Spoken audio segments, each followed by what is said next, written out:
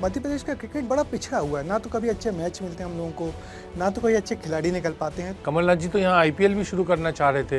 MPCA को लेके एक बड़ी लड़ाई हुई है, 2-3 बार आमने सामने से लड़े हैं एमपीसीए पर कब्जे के लिए। ये एक राजनीति में दाखिल होने का एक चोर दरवाजा है। तो राजीव शुक्ला कहते थे देखो ऐसा है कि ये क्रिकेट और बॉलीवुड हिंदुस्तान के अंदर इन दोनों की अहमियत बहुत ज़्यादा है। मेरे लिए पिच नई है, मगर मैं जल्दी दोबारा फिर खेलने आऊँगा। देखिए जब माधवराव थे तब भी दोनों बहनों की उनसे पटरी बैठती नहीं थी। क्रिकेट और पॉलिटिक्स और व्यवसाय, ये सब मुझे लगता है कि पूरे देश में एक आगे बढ़ने का तरीका भी है। तो देश में या तो प्रधानमंत्री की मतलब एक तूती बोलती है, या फिर जो क्रिकेट का मैनेजमेंट कर रहा है उसकी। नमस्कार, मैं ब्रजेश राजपूत आपका बहुत स्वागत करता हूं विस्तार न्यूज़ के इस ऑफ द रिकॉर्ड एपिसोड में। इस एपिसोड में हम बात करेंगे अपने वरिष्ठ लोगों के साथ कि किस तरीके से राजनेताओं का क्रिकेट प्रेम क्यों नहीं छूटता, किस तरीके से क्रिकेट की पॉलिटिक्स में जो हमारे राजनेता हैं वहाँ भी पूरा दखल देते हैं। और इसका हालिया उदाहरण है कि किस तरह से एमपीसीए के जो अध्यक्ष हैं वो महान आर्यमन सिंधिया को बनाया गया है, जो माधव सिंधिया के पोते और ज्योतिरादित्य सिंधिया के बेटे हैं। हम बात करेंगे रशीद जी से और हम बात करेंगे संजीव आचार्य जी से। रशीद जी, आपने तो सिंधिया घराने पे पूरी किताब ही लिखी हुई है, हमने ये देख रहे थे, तो पूरा ब्यौरा आपके पास है। मगर जिस तरीके से महान आर्यमन को मध्य प्रदेश क्रिकेट एसोसिएशन का जो अध्यक्ष बनाया गया है, बहुत कच्ची सी उम्र है उनकी और बहुत बड़ी जिम्मेदारी दी गई है, और इसके पहले उनके पिताजी ज्योतिरादित्य सिंधिया रहे थे। तो क्या है ये सिंधिया घराने के क्रिकेट प्रेम? जी ब्रजेश जी, देखिए मुझे लगता है कि ये एक तरह का एक कीर्तिमान है। क्रिकेट में रिकॉर्ड बनते हैं कि किसने कितने विकेट लिए, कितनी सेंचुरी मारी, ये एक तरीके का कीर्तिमान है। पहली बात तो हम इसकी बात करते हैं। अच्छा। कि दादाजी क्रिकेट के अध्यक्ष रहे, मतलब एमपीसीए की बात करें, मध्य प्रदेश क्रिकेट एसोसिएशन के। माधव सिंधिया बीसीसीआई के भी अध्यक्ष रहे। नहीं, अभी हम तो इससे पहले बढ़े। एक तो जो हम सीढ़ी चढ़ते हैं तो सीढ़ी चढ़ी है और महत्वपूर्ण एक पड़ाव है, क्योंकि एक बड़ा राज्य है।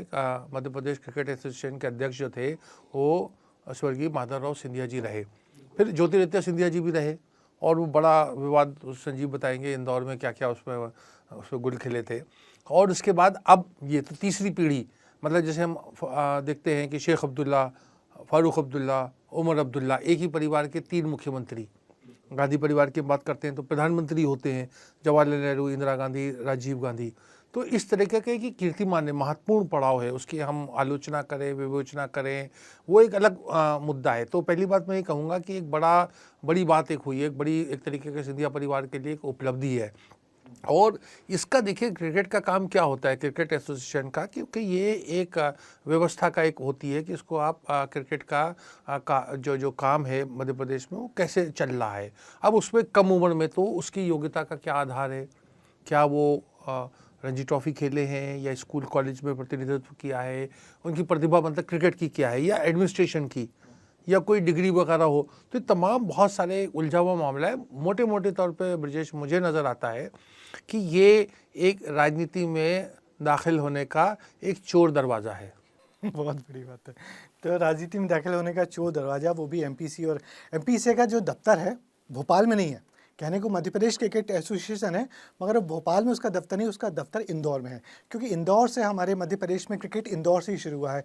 चाहे वो सीके नायडू की भी वहाँ पे लिंक मिलते हैं, संजय जगदाले जी हैं, बड़े बड़े लोग वहीं से हुए हैं। और वहाँ पे जो क्रिकेट को पनपाया है वो होलकर्स ने पनपाया, जो होलकर राजघराना था।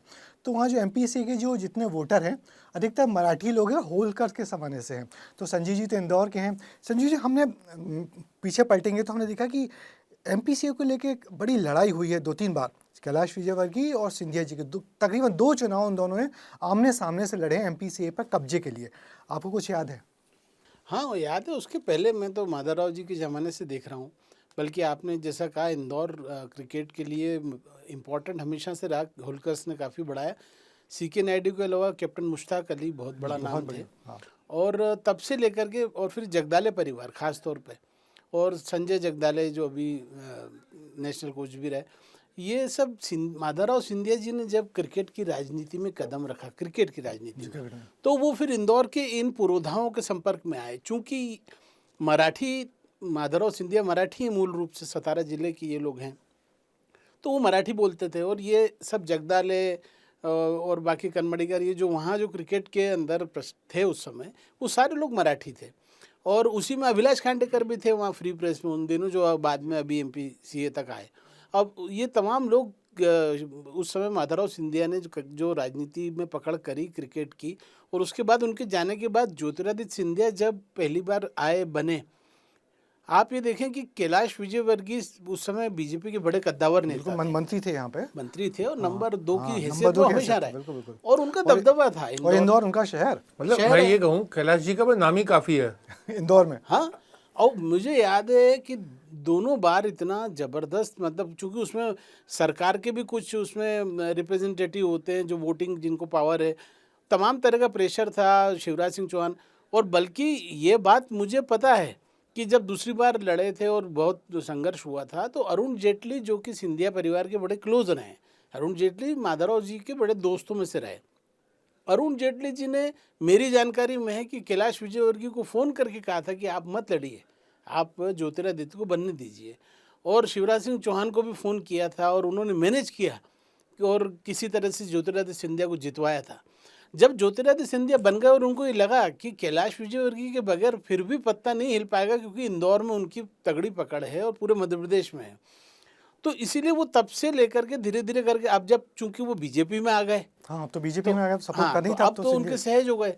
तो पिछले कुछ महीनों पहले जब वो अपने बेटे महाआर्यमन को लेकर के इंदौर आए सिंधिया जी, और कैलाश विजयवर्गीय जी के घर पे गए, और वहाँ कैलाश जी के बेटे आकाश और इनकी सबके आपस में एक पारिवारिक माहौल में बैठक हुई।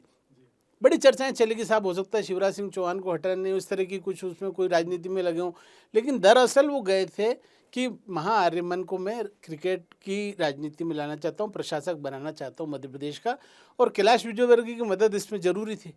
इसलिए कैलाश विजयवर्गीय से, और जहाँ तक भाई राजनीति में तो लेना और देना दोनों होता है कि हम कुछ दे रहे हैं, आप कुछ देंगे, तो आप ये भी जानते हैं कि कैलाश विजयवर्गीय जो है, उनके बेटे आकाश विजयवर्गीय विधायक थे, अब वो नहीं है विधायक, वो भी क्रिकेट एसोसिएशन के अंदर इन्वॉल्व हैं। और अब ये था कि भाई मैं आपके बेटे का ध्यान रखूं, आप मेरे बेटे का ध्यान रखें, इस तरीके की कुछ बात है ये, होगी जरूर। और वही उसका ही परिणाम था कि कैलाश विजयवर्गीय ने फिर उनको पूरा सपोर्ट के लिए जब प्रॉमिस किया, तब जाकर के ज्योतिरादित्य सिंधिया ने महाआर्यमन को इस बार चुनाव लड़ाया और निर्विरोध जिता लिया। बिल्कुल। और मुझे याद है कि जब कैलाश जी पहला चुनाव हारे थे, तो हारने के बाद उन्होंने कहा था कि मेरे लिए पिच नई है, मगर मैं जल्दी दोबारा फिर खेलने आऊँगा। और अगला चुनाव फिर वो लड़े, हालांकि फिर वो नहीं जीत पाए, क्योंकि वहाँ पे इस तरीके से पॉलिटिक्स होती है, वोटर्स की पॉलिटिक्स होती है। मगर आप तो ऋषि जी, जिस तरीके से सिंधिया परिवार है, सिंधिया परिवार की पॉलिटिक्स के अलावा क्रिकेट में कैसे रुचि जागी? आप माधव सिंधिया को भी आपने करीब से देखा है, तो शुरुआत तो उनसे हुई है। जी देखिए, ये क्रिकेट में उनकी रुचि, मैं उस पर माधवराव सिंधिया को उसका क्रेडिट दूंगा कि वो क्रिकेट के एक अच्छे खिलाड़ी थे।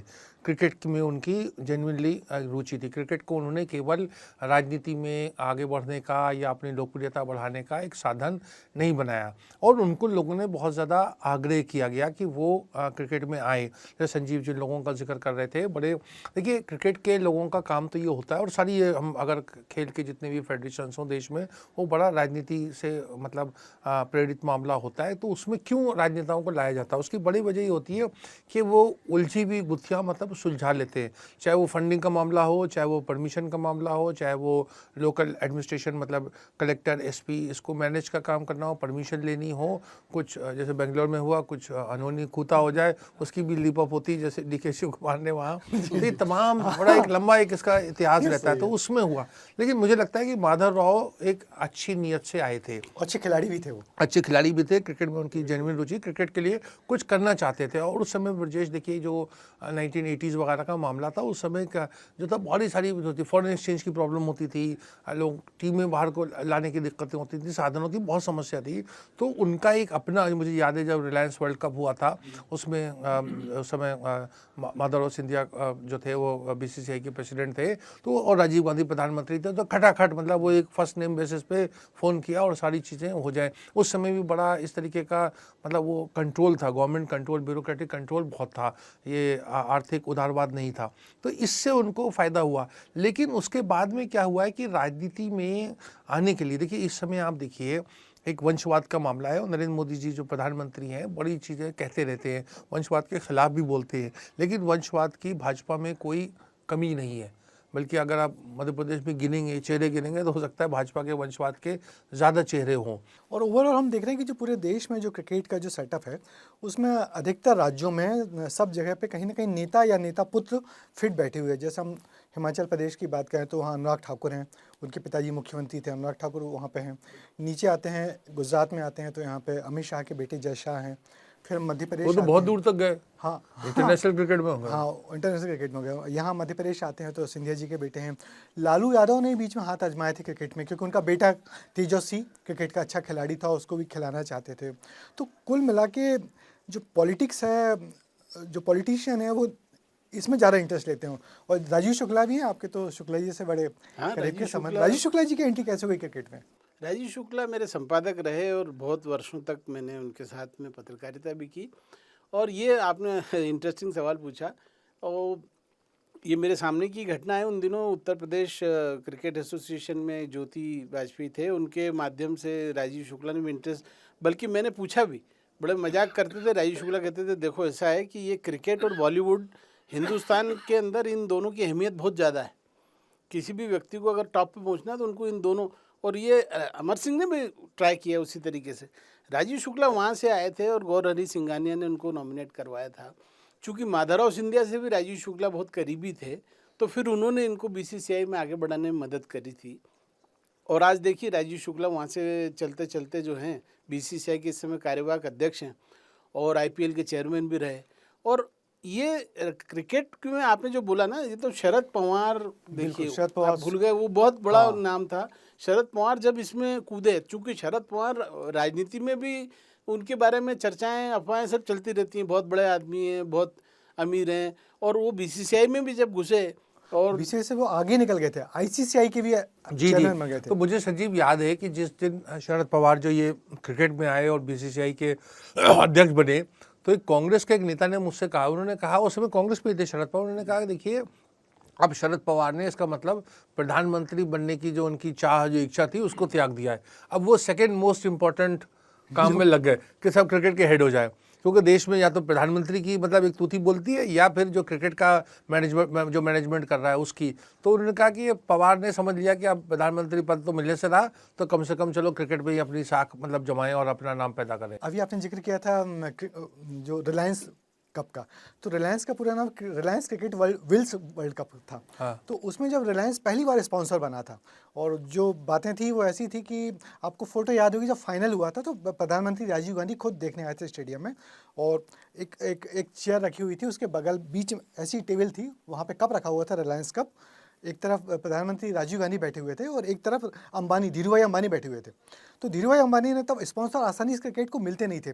आपको याद होगा प्रूडेंशियल वर्ल्ड कप होता था, प्रूडेंशियल ब्रिटेन की एक इंश्योरेंस कंपनी थी, बहुत छोटी सी। जी हाँ। मगर जब यहाँ है तो रिलायंस वर्ल्ड कप हो, तो धीरूभाई अंबानी की एक ही शर्त थी कि मैं कितना ही पैसा देने को तैयार हूँ, स्पॉन्सर बन जाऊँगा, मगर एक ही शर्त है मेरी कि जब मैं बैठूंगा तो प्रधानमंत्री के बगल में बैठूंगा। और प्रधानमंत्री के बगल में बैठना इतना उनको फला कि उसके बाद फिर रिलायंस कहाँ से कहाँ पहुँच गया। तो क्रिकेट और पॉलिटिक्स और व्यवसाय, ये सब मुझे लगता है कि पूरे देश में एक आगे बढ़ने का तरीका भी है। वो इसका कारण है ना कि आप ये देखिए कि जो मैंने पहले भी कहा कि बॉलीवुड और क्रिकेट ये हिंदुस्तान में इतना लोकप्रिय है, और कि वो आम जनता में, खास तौर पे युवाओं में, सब में इतना ज़्यादा क्रिकेट को लेके इतनी सनसनी हमेशा से रही। जब टीवी नहीं था, लोग ट्रांजिस्टर पे दिन भर लगे रहते थे स्कोर पूछने में। क्रिकेट का इतना जुनून लोगों के अंदर, इतनी लोकप्रियता रही है, उसको भुनाने के लिए राजनेताओं को लगा कि ये क्रिकेट के साथ जुड़ के एक बड़ा फ़ायदा होगा, इसलिए इन लोगों ने क्रिकेट को पकड़ा, क्योंकि जनता में देखा कि इसका इतना क्रेज़ है और राजनीति में उसका फ़ायदा मिलेगा। और वो उसके साथ साथ उसकी प्रशासन, अच्छा फिर ये भी बात सच है कि इसमें पैसा भी बहुत आ गया। मुझे लगता है कि देश का सबसे संपन्न खेल की बॉडी है। देखिए इसमें क्रॉस पार्टी लेवरेज बहुत होता है कि मतलब एक तरीके का एक क्लब में आप चले जाते हैं, बीसीसीआई भी एक क्लब ही है, उस क्लब में आप गए तो उस क्लब में विभिन्न राजनीतिक दलों के लोग हैं, विभिन्न क्षेत्रों के राज्यों के लोग हैं, तो आप एक दूसरे को फ़ायदा पहुंचा सकते हैं। और उसमें क्रिकेट के साथ साथ राजनीति और जो धंधा बिजनेस, उसका भी सारा गणित होता है कि आप हमारे साथ ये करें, हम आपके साथ ये करें। और दूसरी बात, ब्रजेश, एक बहुत ही नीचे स्तर के ऊपर इस पर आप देखिए, देश में लोगों को मुफ्त चीज़ें बड़ी पसंद है। तो अगर आपको मैच का टिकट मिल गया, मतलब अधिकारी जो अफसरशाही होता है ये वो, उसको आपने 5 टिकट, 10 टिकट, 20 टिकट या पॉलिटिकल लोगों को, आपने महत्वपूर्ण लोगों को, उसमें मीडिया लोग के भी लोग शामिल हो सकते हैं, तो आपने ये दे दिया तो वो लोग बड़े खुश हो जाते हैं कि साहब उनको जो है टिकट मैच ओबलाइज कर दे कि 500 रुपये का, मतलब पुराने ज़माने जब आप बता रहे हैं तब भी 1500 का टिकट होता था, तो 1500 के टिकट के बजाय वो VIP वहाँ पर जाके दिन में 2 घंटे या आधा दिन या एक दिन मैच देखा है, तो वो बड़ा खुश, क्योंकि मैं दिल्ली में मैंने देखा बड़ा कल्चर होता, इसका बड़ा कल्चर होता था। तो ये जो एक्सटेंडिंग मतलब पैटर्नेज, ये इसको बढ़ावा देने के लिए क्रिकेट बड़ा, तो ये जितने भी आप लोगों के नाम ले रहे हैं, चाहे वो सिंधिया परिवार हो या जो शरद पवार वगैरह, इन लोगों को इसमें बहुत मजा आता है कि हम लोग इस समय एक नाम भूल गए, वो अरुण जेटली का। जी, अरुण जेटली बड़े खेल प्रशासक, वकील लोग भी, हाँ बिल्कुल, वकीलों की एंट्री होती थी उस सब में। उनके फिर जो है कीर्ति आजाद के बीच में कितना विवाद हुआ। हाँ, कीर्ति आजाद, और वो जो साल्वे साहब थे, NKP साल्वे, जो हरीश साल्वे के पिताजी, वो भी क्रिकेट के बारे में उनकी बड़ी अंडरस्टैंडिंग थी और वो क्रिकेट को बहुत बारीकियों को समझते थे, कानूनदां भी बहुत अच्छे थे, चार्टर्ड अकाउंटेंट भी थे। भारत के क्रिकेट कंट्रोल बोर्ड को उन्होंने ICCI में ज़्यादा पहचान दिलवाई, उनका बड़ा काम था। और डालमिया, जगमोहन डालमिया, जो कलकत्ता के बड़े उद्योगपति थे, और जिस तरीके से कहते थे सांप के काटे का इलाज है, डालमिया के काटे का इलाज नहीं है। मगर फिर हम बात सिंधिया की तरफ लौटते हैं, तो हम लोग ने माधव सिंधिया जी की बात कर ली, मगर उनके जो बेटे हैं ज्योतिराज सिंधिया, वो भी खिलाड़ी तो अच्छे हैं, और जिस तरीके से वो क्रिकेट में आए थे और अभी भी कर रहे हैं, मगर ऐसा लगता है कि उन्होंने मध्य प्रदेश से क्रिकेट छोड़ दिया है, मगर देश में क्रिकेट की पॉलिटिक्स करते रहेंगे। आप क्या कहेंगे? जी बिल्कुल, देखिए क्रिकेट की राह बहुत एक पूरा पैरेलल लाइन होती है, राजनीति में ऊपर नीचे होता रहा है, क्रिकेट में जैसे संजीव ने राजीव शुक्ला जी का भी जिक्र किया, तो वो एक अलग, देखिए लोगों को बड़ा एक क्रेज़ रहता है क्रिकेट और फिल्म को लेके, तो उसको लेकर के एक बार अगर आप उस प्लेटफॉर्म पे पहुंच गए, बात इसका जिक्र हो रहा था, मैं बीच में कहना चाह रहा था कि वो कैलाश जी के लिए देखिए आसान काम नहीं हुआ होगा, उन्होंने बड़ा अपमानित महसूस किया होगा 2 बार। और जो संजीव बता रहे हैं बात इनकी बिल्कुल तथ्यात्मक सही बात है कि वो शिष्टाचार में ज्योतिराज सिंधिया अपने बेटे को लेकर गए और कैलाश जी से उन्होंने निवेदन भी किया होगा और एक फोटो अपॉर्चुनिटी हुई होगी, लेकिन उसमें कैलाश जी को बहुत कम मिला, क्योंकि कार्यकारिणी का सदस्य अगर उनका बेटा हो रहा है तो कुछ भी नहीं हो, तो 20-25 लोग कार्यकारिणी में सर्वसम्मति से हो रहा है। वो जो कैलाश जी का जो जलवा और जज्बा है वो वहाँ पर इंदौर में नहीं नजर आया, तो और सिंधिया जी सब चीज़ें लेके चले गए। तब वो भाजपा में आए हैं तो भाजपा में भी उनकी मतलब पूरा, जैसा वो कांग्रेस में उनका जो जलवा था या जो उनका एक वैभव था, दबदबा था, वो मुझे लगता है भाजपा में भी कायम है। नहीं, पर आपने सही कहा कि ऐसा लगता है कि वो एक पीछे के दरवाजे से राजनीतिक एंट्री है उनके बेटे की, क्योंकि उस दिन जब जिस दिन चुनाव होना था इंदौर में बड़े बड़े होर्डिंग्स लगे हुए थे, और जो तुलसी सिलावट है हमारे मंत्री और सिंधिया जी के खेमे के मंत्री हैं, उन्होंने बड़े सारे अखबारों में एक एक पन्ने के विज्ञापन दिए हुए थे, सोशल मीडिया पे भी छाए हुए थे। हाँ पूरा।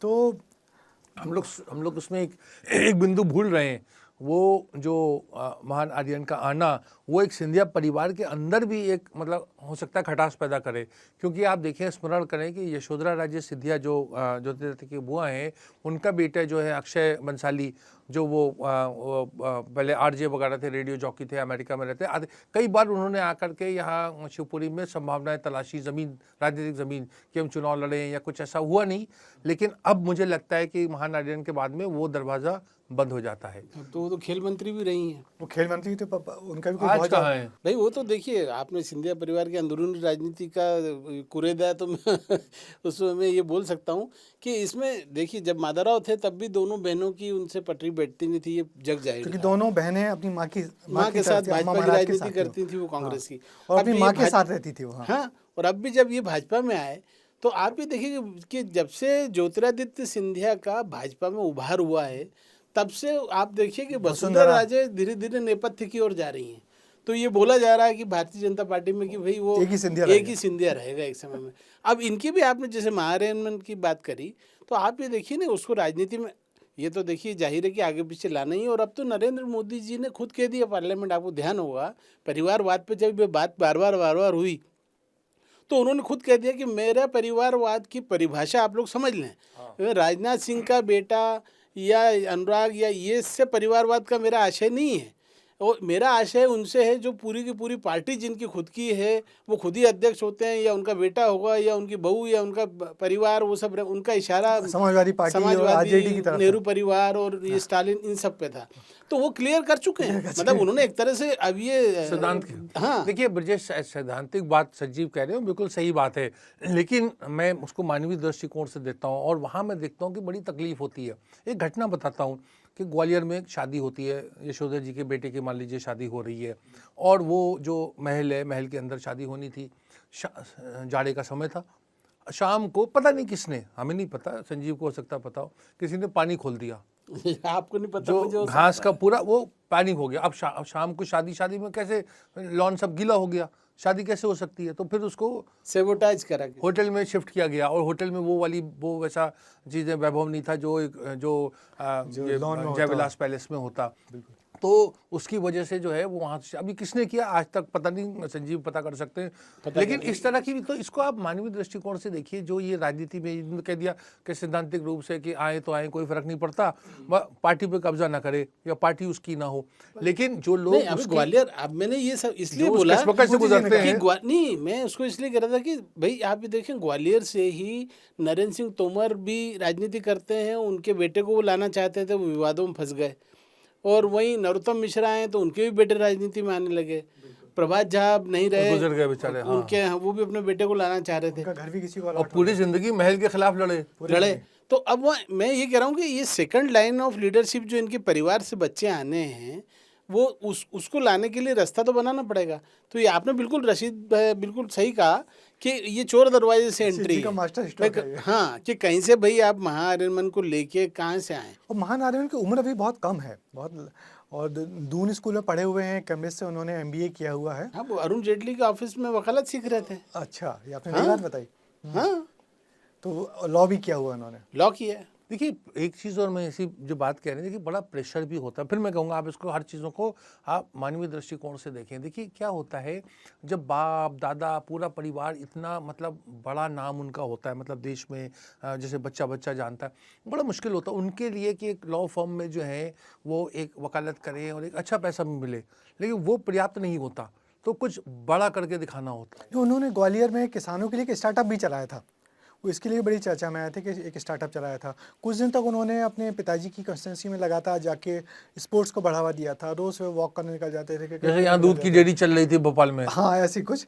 तो वो सारे वो भी लॉ पढ़ के विदेश से आए वो सारे काम भी नेता पुत्र करते, मगर एक नेता पुत्र को हम लोग फिर भूल गए, जो वसुंधरा राजे का बेटा है दुष्यंत। जी जी, तो वो तो सांसद है। हाँ सांसद है, तो उनने भी क्रिकेट में हाथ आजमाया क्या? क्रिकेट की पॉलिटिक्स में कभी नहीं रहे वसुंधरा राजे ने। देखिए एक उनको बड़ा, नहीं वसुंधरा क्रिकेट में डायरेक्टली, लेकिन क्रिकेट का उन्होंने बाकियों से ज़्यादा करा, ललित मोदी के माध्यम हाँ से, पूरा जो वो आईपीएल, और बड़ा देखिए वो एडमिनिस्ट्रेटर बहुत अच्छी हैं और एक राजनेता बहुत अच्छी हैं। मुझे लगता है सिंधिया परिवार में अगर हम राजमाता को एक मानने की एक बेंचमार्क उस परिवार की है, तो उसकी उत्तराधिकारी मेरी नज़र में एक बहसियत लेखक के कि वो वसुंधरा राजे सिंधिया है। बहुत सी ऐसी स्कीम आज जो प्रधानमंत्री नरेंद्र मोदी को बड़ा सारा लाभ हो रहा है, वो राजस्थान में उसका प्रयोग कर चुकी थी वो।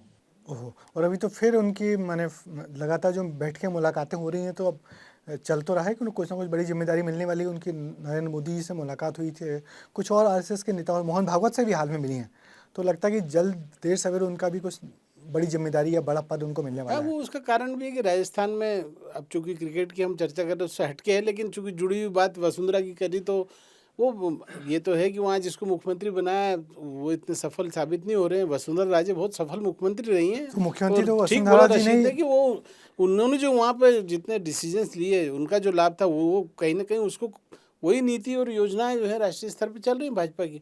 वसुंधरा राजे सिंधिया बहुत सफल, और आज भी उनकी पकड़ जो सीएम वहाँ है उससे तो कम से कम मुझे लगता है 50 गुना ज़्यादा है। वो जो सीएम बनाया है जिनको, तो वो तो कहीं भी उनकी वो हैसियत है नहीं जो वसुंधरा राजे सिंधिया की आज भी है। तो इसलिए ये पार्टी हाईकमान भी समझता है, इसीलिए बुला के दिल्ली उनको बात की है कि राष्ट्रीय अध्यक्ष में भी उनकी सलाह ली जाए कि किसको बनाया जाए, ताकि उनको ये लगे कि उनको सम्मान पूरा दिया जा रहा है, या प्रदेश में भी क्या बदलाव हो सकता है, नहीं हो सकता है, उस बारे में भी चर्चा उनसे कर रहे हैं। मगर हम लोग यहाँ एमपीसीए की बात करें तो रशीद जी, आपको लगता है कि हम लोग माने जो और राज्यों की क्रिकेट है, तो मध्य प्रदेश, जो चूँकि हम तीनों मध्य प्रदेश के हैं, तो मध्य प्रदेश का क्रिकेट बड़ा पिछड़ा हुआ है। ना तो कभी अच्छे मैच मिलते हैं हम लोगों को, ना तो कोई अच्छे खिलाड़ी निकल पाते हैं। तो इसकी क्या वजह देखते हैं आप, जबकि बड़े बड़े नामी लोग हमारे यहाँ पे देखिए, मुझे आपसे एक प्रशासक बने। शिकायत है। आप देखिए, क्या जो सर्वसम्मति से बातें होती हैं उसको आप उसकी आप आलोचना कर रहे हैं। जो अध्यक्ष बना गया है वो सर्वसम्मति से बना है, इसका मतलब कोई विरोध नहीं था, कोई चुनाव नहीं हुआ। कम से कम जो ज्योतिरादित्य सिंधिया बनाम कैलाश विजयवर्गीय, तो उसमें वोट पड़े थे, लोगों ने अपने मताधिकार का मुझे प्रयोग किया लगता था। है, मैं आपकी बात काट रहा हूँ लेकिन इससे जुड़ी हुई है, शायद कमलनाथ को भी होना चाहिए था क्रिकेट की राजनीति में। तो सबसे बड़ा खिलाड़ी, थोड़ा इंटरेस्टिंग हो जाता है। वो सबसे बड़े खिलाड़ी होते हैं। हाँ, लेकिन देखिए, वो आप सही कह रहे हैं, चाहे वो वो फारूक अब्दुल्ला हो, उन्होंने वहाँ हर राज्य में जो जो राजनीतिक रूप से मजबूत व्यक्ति होता है वो, और जो क्रिकेट के जो लोग होते हैं वो, आप देखिए जो क्रिकेट के बड़े बड़े नामी ग्रामी नाम होते हैं, संदीप पाटिल है, ये वो बहुत से लोग जो है ना वो किनारे हट जाते हैं। आपने वो पीरियड थोड़ा बहुत हम लोगों का आइडिया है, रवि शास्त्री हो सकता है उसमें बेहतरीन खिलाड़ी ना हो, लेकिन वो सबसे कामयाब क्रिकेटर रहे। तो कामयाब होना और जो मैदान में खेलने वाला, वो दो चीज़ें अलग अलग होती हैं, और इसी का फ़ायदा जो है राजनेता उठाते हैं। हम जब क्रिकेट एडमिनिस्ट्रेशन की बात करते हैं तो हमें लगता है कि खिलाड़ी होना चाहिए, और तरीके से सही बात भी है, लेकिन वो खिलाड़ी उसके लिए उसकी योग्यता नहीं होती है। उसके लिए आदमी को तिगड़म जो मैनेजमेंट का काम जानता हो, जो जैसे मैं कह रहा हूँ तमाम चीज़ें, चाहे वो मैच दिलाना हो या वो करना। आप जो कह रहे हैं कि पिच कितनी, देखिए इंदौर के पिच की अमित शाह सिर्फ, के बेटे जय शाह बने ना, इसीलिए जी जी जी, उनके बारे में तो सक्षम जितना है। कम कहा जाए, जितना ज़्यादा कहा जाए कम है। तो देखिए, पिच को लेकर के बहुत ज़्यादा कंट्रोवर्सी हो रही थी, इंदौर की पिच को लेकर के भी बड़ा सब स्टैंडर्ड पिच रही ये, लेकिन उसकी कोई अकाउंटेबिलिटी नहीं है। तो एक सिर्फ मैं आपके माध्यम से, मतलब आपके दर्शकों को, ये जो हमारा जो राजनीति में है कि लोगों की अकाउंटेबिलिटी नहीं है, लोग भावनाओं में और आस्था और उसके उसके आधार के ऊपर लोग जीतते रहते हैं, और एक उनको ज़मीन पे क्या हो रहा है उसका कोई, सड़कें आप गुड़गांव की देखें, जो देखें, बारिश होती क्या होता है, उससे हम खुश रहते हैं।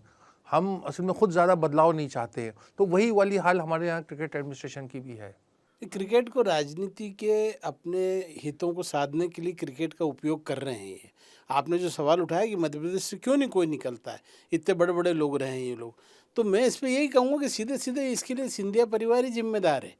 आप ये देखिए ना कि जब आप उसका फ़ायदा उठा रहे हैं, उस पद को हासिल कर रहे हैं, उससे आपकी लोकप्रियता बढ़ रही है, आप उसमें आपका एक जलजला, लेकिन आप प्रदेश में क्रिकेट में कितना कब क्रिकेट के लिए ही ध्यान दिया हो, ऐसा मुझे याद नहीं पड़ता है कि कोई क्रिकेटर्स को निकाल, जो आपने बात बोली कि कोई सिंधिया जी ने कभी उसमें कोई इतना, ज्योतिरादित्य जी ने कभी कोई किया हो कि कहीं कैंप लगाए हों या इसको आगे बढ़ाने के लिए कि नई प्रतिभाएं हैं इसके लिए कुछ किया हो, मुझे तो याद नहीं पड़ता है। जब प्रशासक के रूप में एक नई प्रतिभा आई है, उन्होंने कहा है कि मैं, मेरा जोर होगा, प्रतिभा उनका कहना है कि मेरा जोर होगा कि मैं जो ग्रामीण इलाकों से अच्छे खिलाड़ी हैं उनको आगे लेके आऊँ। तो सपने तो सबके होते हैं। कमलनाथ जी तो यहाँ आईपीएल भी शुरू करना चाह रहे थे, एक आईपीएल की टीम मध्य प्रदेश की बनाना चाह रहे थे, तो मध्य प्रदेश ने बड़ा घाटा उठाया संजीव। मैं तो आपसे बोला ही रशीद जी कि अगर कमलनाथ जी आ जाते तो मुझे लगता है यहाँ भी कंपटीशन हो जाती है, तो हो सकता है कि उससे कुछ फायदा, आईफा तो होते होते रह गया, क्रिकेट मगर का- आईपीएल तो हो ही जाता। हाँ, क्रिकेट का फायदा तो हो ही जाता अगर कंपटीशन होती तो। हाँ, पर निश्चित ही सारे राजनेता क्रिकेट में इतने इन्वॉल्व हो जाते हैं कि मुझे लगता है इतना प्रेस्टीज भी होता है उनका, ऊपर से एक नए तरीके की राजनीति भी होती है, और फिर सबको ओबलाइज करने के तरीके भी होते हैं। तो उस सब का एक जो घालमेल है कि हम पॉलिटिक्स, क्रिकेट, और फिर आपने उसमें तीसरा नाम जोड़ा है बॉलीवुड, तीनों का। देखिए, इसमें जो पॉलिटिकल लीडरशिप है उसकी उदासीनता है। मतलब देखिए, नरेंद्र मोदी देश में आए 14 में, और उसके बाद उन्होंने कहा था कि बहुत सारी व्यवस्थाएं जो है बदलेंगे।